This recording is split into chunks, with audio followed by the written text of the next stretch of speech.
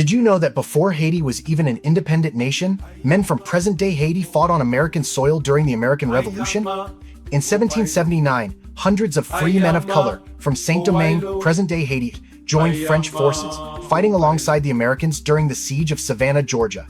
They belonged to a unit known as the Chasseurs-Volontaires de Saint-Domingue, and according to a long-standing historical tradition, among these young men was a drummer named Henri Christophe.